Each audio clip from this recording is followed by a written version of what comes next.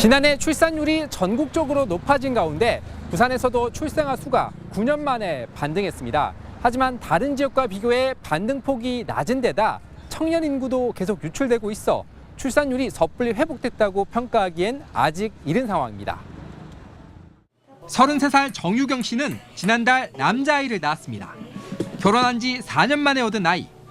육아 부담과 경력 단절이 우려됐지만 정부 지원 강화와 보육 환경 개선에 임신과 출산을 결심했습니다. 육아에 대한 부담은 있었지만 정부의 지원들도 많이 늘어나고 있는 추세고 돌봄 체계도 많이 강화돼서 임신 준비할 때 큰 도움이 됐던 것 같아요. 지난해 부산의 출생아 수는 13,100명, 지난 2015년 26,600여 명에서 2023년 12,800여 명까지 떨어졌던 출생아 수가 9년 만에 반등한 겁니다. 출생아 수 증가는 우선 혼인 건수 변화와 직접 관련이 있습니다.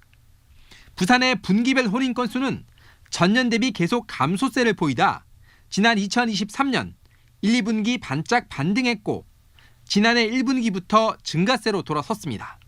코로나19로 인해서 지연되었던 혼인 건수도 늘어난 것으로 나타났고요. 결혼과 출산에 대한 인식의 긍정적 변화도 영향을 미쳤을 것으로 보입니다. 신생아 특례대출 도입과 부모급여 등 각종 지원금 정책도 긍정적 영향을 줬습니다. 하지만 부산의 출산아 수 증가가 다른 지역에 비해 부진한 점을 주목해야 합니다.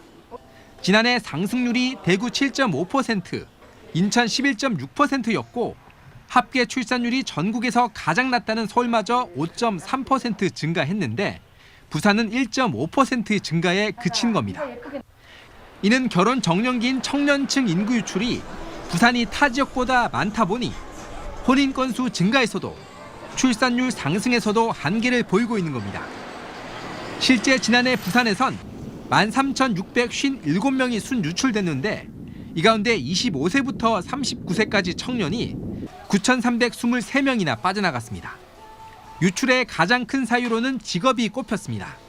청년 유출되는 것은 부산의 지속 가능한 산업 경제적 기반이 매우 취약하다.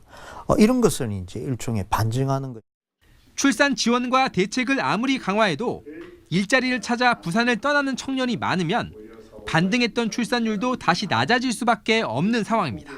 일자리나 이런 문제들 때문에 서울 수도권 쪽으로 이제 유입이 됐습니다. 10년 이상 지속되면서 이제 가임기 적정 나이에 이 아기를 낳아야 될 사람들이 줄어들었다는 거죠. 다양한 출산 지원책과 함께 청년 인구를 붙잡기 위한 대기업 유치와 양질의 일자리 육성 등이 부산에선 무엇보다 중요한 과제인 겁니다. 인구소멸 리포트 박준호입니다.